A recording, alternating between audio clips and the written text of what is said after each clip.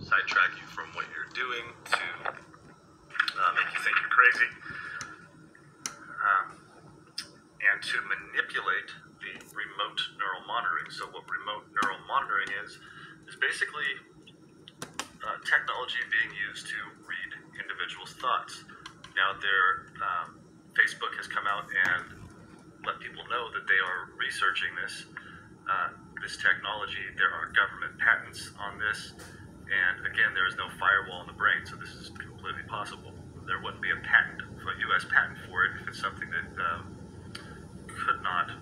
will not function. So with the remote neural monitoring, that remote neural monitoring is being tracked and being recorded, and somebody's reading it. Whether it be the police department, intel agencies, corporations, whoever is trying to read your thoughts, basically. If somebody wants to create a false narrative of an individual, they can use synthetic telepathy to manipulate the outcome of the remote neural monitoring.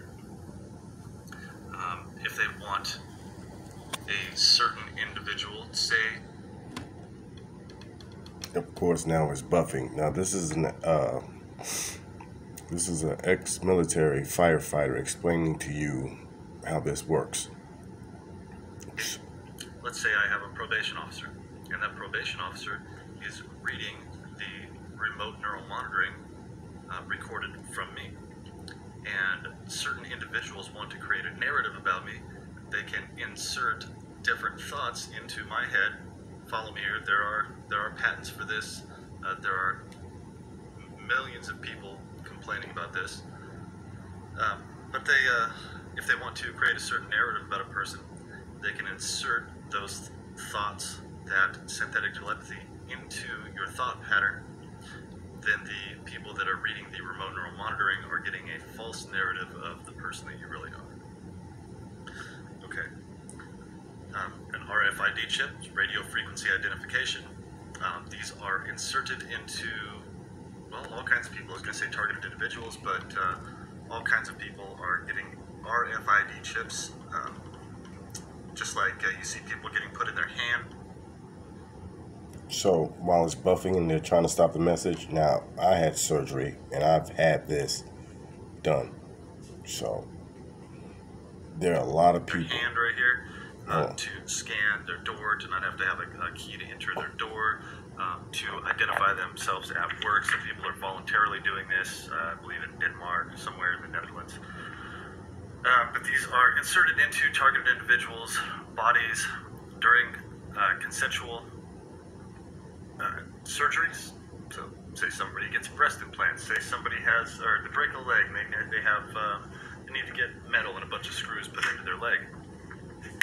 During that surgery, the doctor that you are seeing, the doctor that is performing the surgery on you, could have been approached by whatever agency is responsible for doing this.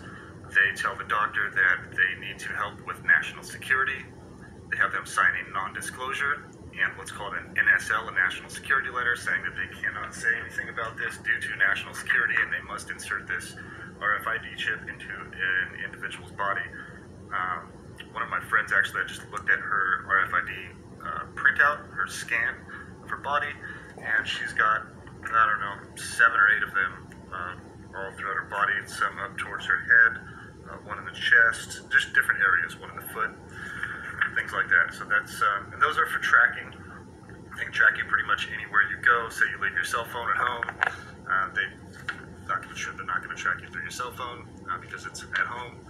That doesn't matter. They can track you with the RFID chip, and there's other things they can accomplish by having an RFID chip in your body. They can read vitals, heart rate, emotions, different things like that to judge how you're feeling at the time and know when to attack you, basically. Okay, so here's some non-technological things that happen. Street theater. Street theater is when you go out into public and... So I'm going to stop it right here. So basically, people, this is how they're doing it. I mean, there's patents for it. I've seen them. somebody gave me the information on it, and I checked it out. There's U.S. patents on these human trafficking weapons that they're using. Like I said, they're human farming. They're human farming people, man. You know, they call it gang stalking, but it's human trafficking.